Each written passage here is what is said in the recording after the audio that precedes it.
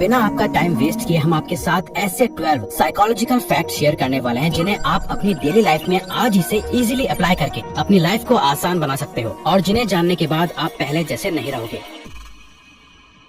Psychological fact number 12, feature positive effect. क्या आपने कभी देखा है कि जब कोई किसी के साथ रिलेशनशिप में होता है तो वो अपने पार्टनर को स्टार्टिंग में तो बड़ा इंपॉर्टेंस देता है, लेकिन कुछ टाइम बाद वही पर्सन अपने पार्टनर को हल्के में लेने लगता है। लेकिन जैसे ही जब एक दिन अचानक उसका पार्टनर उससे ब्रेकअप कर लेता है तब जाके उसे अपने पार्टनर की कमी बहुत महसूस होती है। सिर्फ ऐसी ही सिचुएशन में नहीं बल्कि शायद आपको भी पानी की इम्पोर्टेंस तब ज्यादा महसूस होती होगी जब कभी किसी वजह से 1-2 दिन तक घर में पानी नहीं आता और आपके नहाने, फ्रेश होने या बेसिक चीजों के लिए भी इनफ पानी नहीं होता। तब आपको लगता है यार एक सिर्फ पानी न आने से कितनी प्रॉब्लम हो रही है, पानी कितना इम्पोर्टेंट है। वेल, इसे कहते हैं फीचर पॉजिटिव इफेक्ट। ये एक साइकोलॉजिकल कॉन्सेप्ट है जो कहता है कि इंसान नेचुरली सिर्फ उन्हीं चीजों पर ध्यान देता है जो सामने दिख रही होती हैं और जो चीजें सामने नहीं होती हैं उस पर उसका ध्यान ही नहीं जाता है। जैसे फॉर एग्जांपल, जब तक हमारी आँख या दांत ठीक से काम कर रहे होते हैं हम उनको नोटिस तक नहीं करते, पर जैसे ही इन चीजों में कोई दर्द होने लगता है तब हमें समझ आता है कि ये कितने इम्पोर्टेंट है हमारे लिए। बुखार होने पे लगता है कि भगवान मुझे जल्दी से ठीक कर दे। नॉर्मल लाइफ और डे कितने अच्छे होते हैं। इसी साइकोलॉजिकल फैक्ट का यूज करके मार्केटिंग और एडवर्टीजमेंट्स में सिर्फ पॉजिटिव रिजल्ट्स दिखाए जाते हैं ताकि आपका ध्यान सिर्फ उस पे फोकस करे, उसकी नेगेटिव साइड पर नहीं। ये बायस हमारे डिसीजंस को इन्फ्लुएंस करता है और कभी कभी गलत असम्पशंस बनाने पर मजबूर करता है। इसीलिए आपको इस साइकोलॉजिकल फैक्ट को जानना बहुत जरूरी था।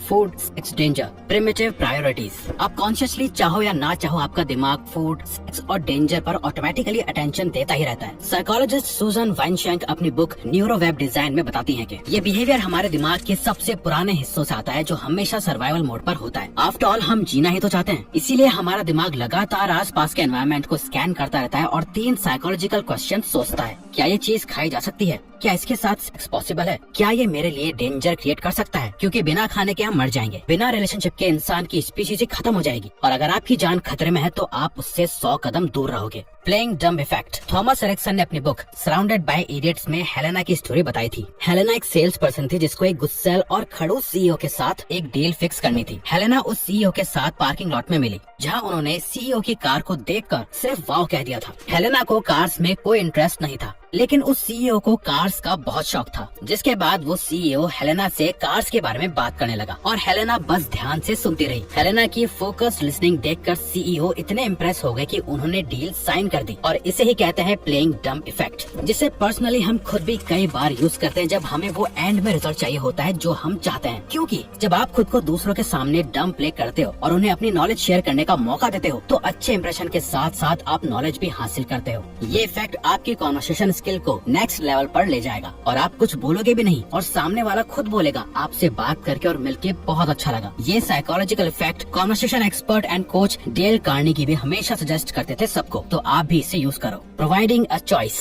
एक साइकोलॉजिकल ट्रिक ऐसी भी है जिससे आप सामने वाले इंसान को अपनी मर्जी का फैसला लेने के लिए इन्फ्लुएंस कर सकते हो। यानी अगर आप चाहते हो कि कोई इंसान वही डिसीजन ले जो आपके फायदे में हो तो उन्हें हमेशा वही ऑप्शंस दो जो इनडायरेक्टली आपके फेवर में हो। जैसे इसका बहुत क्लासिक एग्जांपल है, आपने नोटिस किया होगा कि रेस्टोरेंट्स में वेटर्स ऑर्डर लेते वक्त हमेशा स्पेसिफिक डिशेस का ही नाम लेते हैं। इस तरह वो आपके सामने ऑप्शंस रख देते हैं और आप अनकॉन्शियसली उन्हीं ऑप्शंस में से कोई एक डिश मंगवा लेते हो, यानी आप इनडायरेक्टली उन्हीं की चॉइसेस को चुनते हो जो दी गई हैं। इस साइकोलॉजिकल इफेक्ट का यूज एप्पल कंपनी बहुत अच्छे से करती है, जहां वो हमेशा एक फोन नहीं बल्कि एक साथ उसके कई ऑप्शंस निकाल देती है, जैसे एक ही सीरीज का iPhone mini, plus, pro max etcetera, जिससे कस्टमर इस बारे में ना सोचे कि पैसे बचा के कोई और फोन ले लूं, बल्कि अब कस्टमर सोचता है कि मैं 16 लूं, प्रो लूं या प्रो मैक्स लूं, और फिर वही होता है जो एप्पल चाहता है। तो आप भी इस साइकोलॉजिकल ट्रिक से अपने फेवर में डिसीजंस को करवा सकते हो, बस आपको सामने वाले को कुछ ऑप्शंस देने हैं। Total tendency. क्या आपको अपना बेस्ट देने के बाद भी कभी ऐसा लगता है कि यार मैंने अपना बेस्ट नहीं दिया जितना मैं दे सकता था? वेल, साइकोलॉजिस्ट के अकॉर्डिंग जो लोग सच में इंटेलिजेंट होते हैं वो खुद को हमेशा एवरेज समझते हैं, जबकि जो लोग एवरेज इंटेलिजेंस वाले होते हैं वो समझते हैं कि वो बाकी सबसे ज्यादा समझदार हैं। इसे ही टोटल टेंडेंसी कहते हैं। ये इफेक्ट असल में एक पर्सन को उसके खुद की कमियां और खूबियों को पहचानने नहीं देता है। जैसे आपने नोटिस किया होगा, एग्जाम से पहले कुछ स्टूडेंट्स कहते हैं कि उन्होंने तो कुछ पढ़ा ही नहीं है, लेकिन बाद में पता चलता है कि वही स्टूडेंट काफी अच्छे मार्क्स लाया है। इस केस इसमें ऐसा नहीं है कि उन्होंने पढ़ाई नहीं की होती है, बल्कि इंटेलिजेंट लोग अपनी प्रिपरेशन को हमेशा कम ही समझते हैं। वहीं दूसरी तरफ कुछ लोग ऐसे होते हैं जिन पे ये लाइन परफेक्टली बैठती है, fools are blind to their own foolishness, यानी बेवकूफ लोग अपनी ही बेवकूफी को देख नहीं पाते। इस इफेक्ट को ओवरकम करने के लिए हमें हमेशा सीखते रहना चाहिए और अपने आप को ऐसा नहीं समझना चाहिए कि मुझे सब पता है, मुझे मत बताओ, बल्कि एक गुड लिसनर और लर्नर बनने पे हमारा हमेशा गोल होना चाहिए।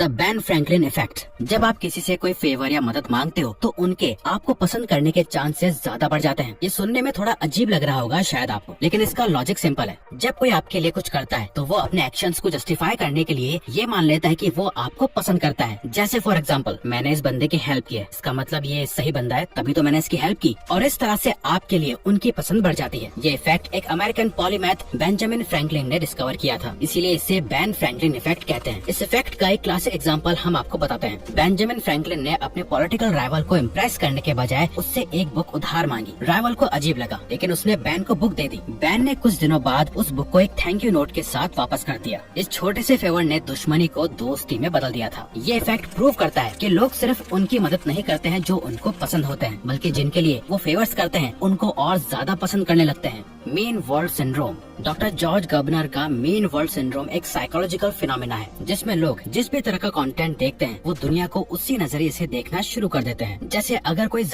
या वायलेंट न्यूज देखता है तो उनको लगने लगता है कि दुनिया सच में बहुत ज्यादा डेंजरस है। ऐसे लोगों का पर्सपेक्टिव नेगेटिव हो जाता है। वहीं दूसरी तरफ जो लोग कॉमेडी और फैंटेसी कंटेंट देखते हैं उनका पर्सपेक्टिव ज्यादा पॉजिटिव होता है। आप रोज जिस भी तरह का कंटेंट देखोगे वही आपकी सोच, बिलीव्स और इमोशनल स्टेट को शेप करेगा। इसीलिए बहुत जरूरी है कि आप जो भी कंज्यूम कर रहे हो उसको सोच समझकर चुनो, क्योंकि मीडिया सिर्फ आपको एंटरटेन नहीं करता है, बल्कि वो आपकी रियलिटी के परसेप्शन को भी प्रोग्राम करता है। और आज के टाइम में जो इससे स्मार्टली बच गया वो इस ट्रैप से बाहर निकल गया समझो। सेल्फ सर्विंग बायस। सेल्फ सर्विंग बायस एक साइकोलॉजिकल टेंडेंसी होती है जिसमें आप अपनी सक्सेस का क्रेडिट तो खुद लेते हैं, लेकिन जब आप फेल होते हो तो उसका ब्लेम किसी और पर डाल देते हो। जैसे स्टॉक मार्केट में प्रॉफिट होने पर आप अपनी इन्वेस्टिंग स्किल्स को क्रेडिट दोगे, लेकिन लॉस होने पर मार्केट को ब्लेम करोगे। शादी अच्छी चले तो अपने एफर्ट्स को क्रेडिट दोगे, और प्रॉब्लम्स आए तो पार्टनर को ब्लेम करना शुरू कर दोगे। फेलियर का ब्लेम दूसरों पर डालने से आप अपनी गलतियों को एक्सेप्ट ही नहीं करते हो, जिससे आपकी पर्सनल ग्रोथ रुक जाती है। इसीलिए बहुत जरूरी है कि आप अपने साथ ऑनेस्ट रहो, चाहे वो सच्चाई कितनी ही कड़वी क्यों ना हो, और अपने बारे में दूसरों से फीडबैक लेते रहो। अगर आपसे गलती हुई है तो उसे एक्सेप्ट करो और सुधारने की कोशिश करो। अपनी गलती की रिस्पॉन्सिबिलिटी लेना ही मैच्योरिटी, इंटेलिजेंस, ग्रोथ और सक्सेस की असली की है।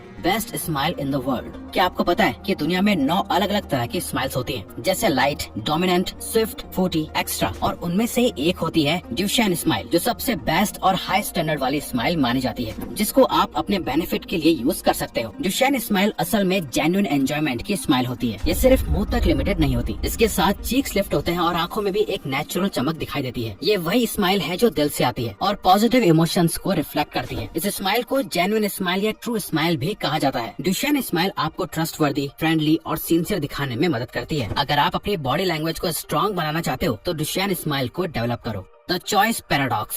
जरा सोचो, आप एक बड़ी सी शूज की शॉप में खड़े हुए हो जहाँ पर सेम प्राइस पे आपके सामने कई सारे ऑप्शंस हैं और आपको उनमें से सिर्फ एक शूज चूज करना है। इस सिचुएशन में चॉइसेस बहुत ज्यादा होने की वजह से आप पहले एक्साइटेड तो हो जाओगे, लेकिन बाद में उन्हीं ऑप्शंस की वजह से आपको स्ट्रेस महसूस होने लगेगा। इसी को पैराडॉक्स ऑफ चॉइस कहते हैं। साइकोलॉजिस्ट बैरी श्वार्ट्ज ने अपनी book the paradox of choice में बताया है कि ज्यादा ऑप्शंस होने का मतलब हमेशा ज्यादा हैप्पीनेस नहीं होती है। हमारा दिमाग सही ऑप्शन को चुनने की टेंशन में जाम हो जाता है और हम बेवजह की एंजाइटी महसूस करने लगते हैं। जब चॉइसेस लिमिटेड होती हैं, तो हम ज्यादा सेटिस्फाइड होते हैं। जैसे यूट्यूब के होम पेज पर आने वाली वीडियोस, हम अक्सर उन्हें देखते हैं। ज्यादा ऑप्शंस होने से हमेशा बेहतर डिसीजन नहीं होता है, बल्कि और कंफ्यूजन पैदा हो जाती है। इसीलिए अपनी लाइफ में कम चॉइसेस रखो, बस उन्हीं पे फोकस करो जो आपको एग्जैक्टली चाहिए, ना कि सब कुछ पे। Risk reduction effect. साइकोलॉजिस्ट के अकॉर्डिंग जो लोग बैकअप प्लान के बारे में सोचते हैं उनकी असली परफॉर्मेंस हमेशा प्लान की गई परफॉर्मेंस से बुरी ही होती है। यानी जब आप प्लान बी के बारे में सोचते हो तो आपका माइंड ये मान चुका होता है कि प्लान ए के फेल होने के चांसेस हैं।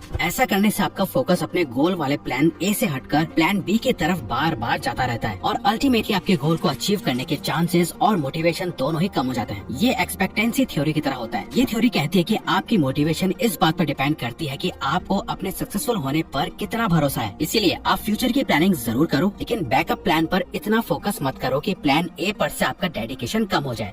Psychology fact number 1, Solomon's paradox. आपने नोटिस किया होगा कि आपके लिए दूसरों की प्रॉब्लम्स को सॉल्व करना आसान होता है, लेकिन आप अपनी प्रॉब्लम्स को समझ तक नहीं पाते हो। ये असल में सोलोमन्स पैराडॉक्स कहलाता है। ये साइकोलॉजिकल पैराडॉक्स किंग सोलोमन से आया है, जो कि एक अच्छे एडवाइस देने के लिए जाने जाते हैं, लेकिन अपनी पर्सनल लाइफ और खुद के लिए लेने वाले डिसीजंस में वो काफी कंफ्यूज रहते थे। किंग सोलोमन की तरह हम में से ज्यादातर लोगों के साथ सेम ही ऐसा इसलिए होता है क्योंकि हम दूसरों की प्रॉब्लम्स को लॉजिकली सोचते हैं, और जब अपनी बात आती है तो हमारे इमोशंस लॉजिक को दबा देते हैं। इस तरह की सिचुएशन में आपको सेल्फ डिस्टेंसिंग स्ट्रेटेजी यूज करनी चाहिए। जब भी आप किसी प्रॉब्लम में हो तो अपनी प्रॉब्लम को एक आउटसाइडर की तरह देखने की प्रैक्टिस करो और अपने इश्यू को वैसे ही एनालाइज करो जैसे आप किसी और को एडवाइस दे रहे हो। ऑनेस्टली ये साइकोलॉजी इफेक्ट हम भी यूज करते हैं। जब भी हम कभी किसी चीज के बारे में खुद के लिए क्लियरली नहीं सोच पा रहे होते हैं तो हम खुद से ये क्वेश्चन पूछते हैं कि अगर अभी इस सेम सिचुएशन में कोई और होता तो मैं उसको क्या एडवाइस देता, लेस इमोशनल और मोर लॉजिकल होके। हम सजेस्ट करेंगे कि आपके लिए ये फैक्ट बहुत जरूरी है, तो इसे जरूर अप्लाई करो। और अगर आपने वीडियो को यहाँ तक देखा है तो इसका मतलब आपका फोकस बाकियों की तरह बुरा नहीं है और आपका ह्यूमन साइकोलॉजी में इंटरेस्ट है। तो अगर आपको ये वीडियो अच्छी लगी तो वीडियो को लाइक और चैनल को सब्सक्राइब करके हमें सपोर्ट करो और बेल नोटिफिकेशन ऑन कर लीजिएगा ताकि आप आने वाली वीडियोस मिस ना कर पाओ। Thank you for watching.